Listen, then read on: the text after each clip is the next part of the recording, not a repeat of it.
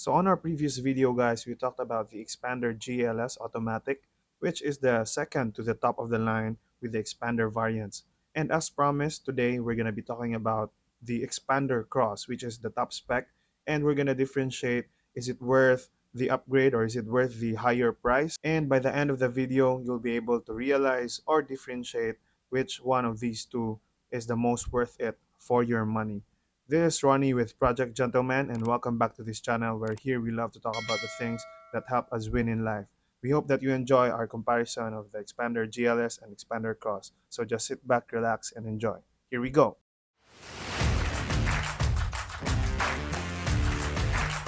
So honestly, guys, I originally wanted to cover or feature the Xpander Cross, the top of the line, because I believe it just has all the features that is fully packed. And to be honest, I fell in love with the quartz white color with the black two-tone.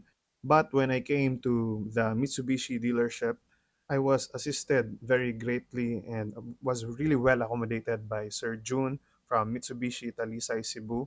So thank you so much, Sir June, for very quickly getting out from their garage these two particular variants, the Xpander Cross and the Xpander GLS. So if you're interested in any Mitsubishi vehicles, just please contact Sir June. His number is there at the screen. So let's start with the Xpander Cross. It's priced at 1,363,000 on its website, but still go to your nearest dealership for the accurate pricing of these cars. And here are your color options for the Xpander Cross. And the one that we'll be featuring today would be the one that they call New Green Bronze Metallic. If you were to choose, guys, what color would you pick? Just let me know in the comments below. And on the other hand, guys, you have your GLS variant, which is priced only at 1,216,000 pesos. And here are your color options for the Mitsubishi Xpander GLS. So again, we'd love to know which color you would love for this variant. So now let's proceed to discussing first what would you get to enjoy with the Xpander Cross. As we know by now, this is being marketed as an adventure family car. So you have roof rails, and then you have this very rugged look at the side profile with the tire fenders and the very beautiful looking 17 inches two-tone alloy wheels. What do you think of the design, guys? It really looks rugged and beautiful, honestly, for me, like I mentioned. And then here, for your front fascia, you have your LED DRLs. You have the chrome dynamic shield design with black, glossy black design for the front fascia, front grille, which is stunning. And you have this beautiful front diffusers, which you will also be mirrored at the back for your rear diffuser. Then you also have your LED fog lights.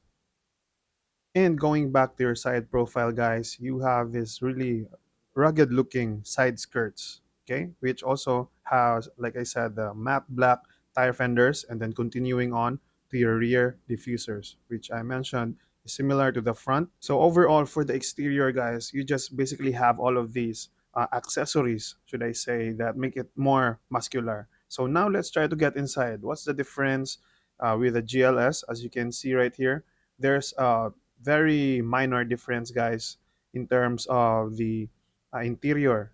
I can say, I think it's just basically the accent, the color accents of the leather used here. You have this sporty looking carbon finish for your window controls, okay?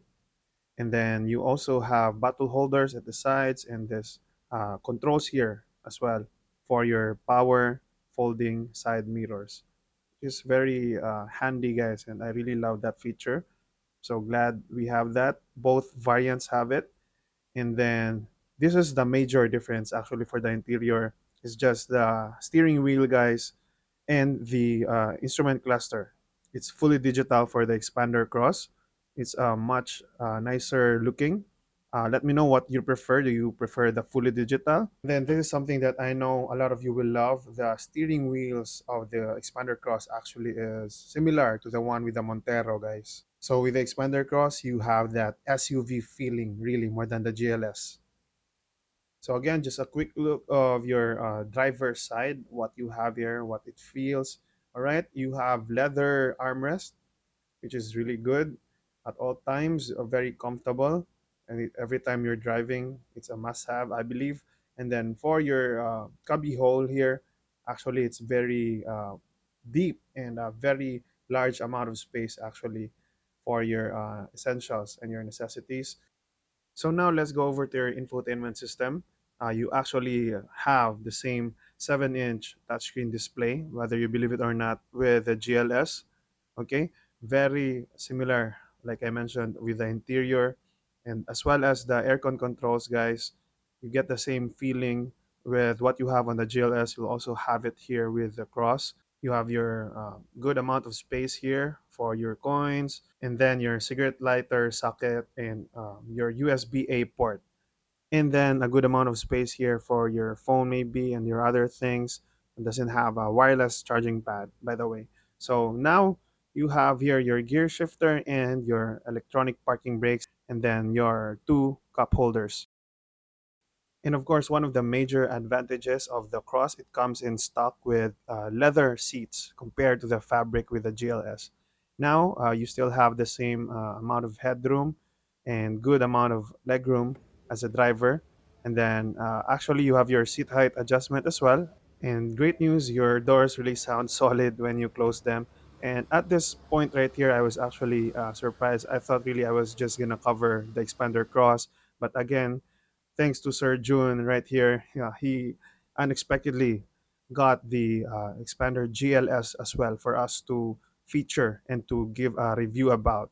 So now let's go over it real quick, and then just to remind everyone, you have the same 1.5-liter engine, just made it at 4-speed automatic transmission, front-wheel drive, and 103 horsepower and 141 newton meter of torque.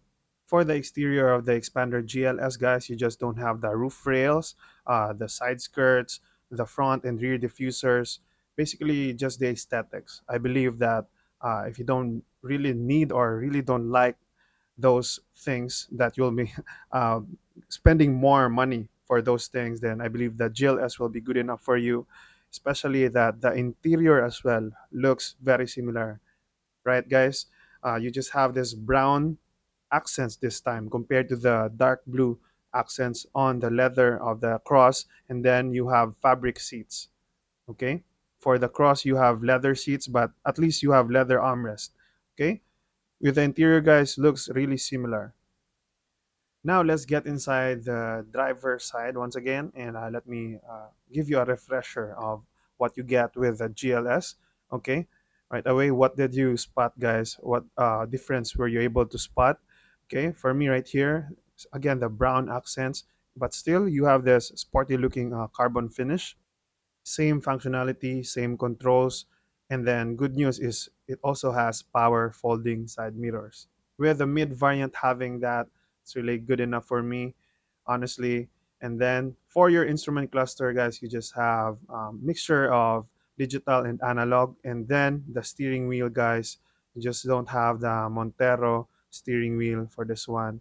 And then the infotainment system, all the other things that we talked about a while ago are basically the same. Okay, the space, good amount of pockets. So let me show you right here. This is really convenient to have if you're, especially if you're a passenger.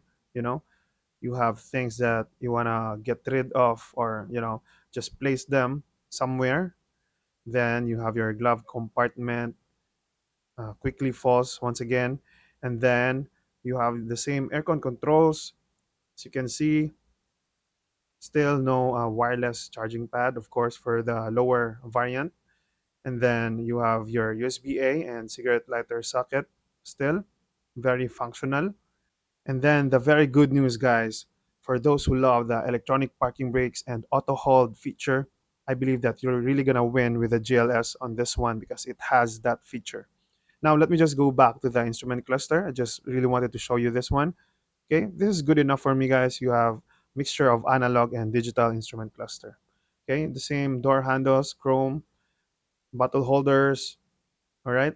And then for the second row right away, good amount of legroom and headroom. And then once again, the area where Mitsubishi wins on my book is this armrest with cup holders. And then you have your blower, controls to enjoy. And then the second row seats tumble down. Okay, and then now let's try to get inside once again for the third row seats. And like I mentioned on the previous video about the GLS, the Xpander just really has this not so good amount of headroom for me at 5'9". If you really want something that third row passenger can enjoy, then you might consider other options. But if you can just adjust maybe with the second row passengers, then I believe everyone will be having an enjoyable trip. So one aspect that is really important in searching for a family car, especially here in the Philippines, is the ground clearance, which Mitsubishi is really proud of to have 225 millimeters, as they say, as the class leading among its competitors. So overall, having all of these things said, guys, do you think it's worth it to have or to go for the Expander Cross with the extra amount of money? Or are you satisfied with the GLS and all the features that it has and all the qualities, the exterior, interior that almost matches the Cross? For me, I'm torn a little bit because I really like the aesthetics of the Xpander Cross. It makes me think if I would go for that. But on the other hand, the practicality of the Xpander GLS reminds me that I can save some money knowing that all the features that I want in a family car is already with the GLS variant. I hope that this video has helped you in your car buying decision. Smash that like button, subscribe, share this with your family and friends. I can't wait to see you guys on the next video. This has been Ronnie with Project Gentleman, reminding you that when we seek God first and make Jesus the King of our lives, that is when we truly win in life.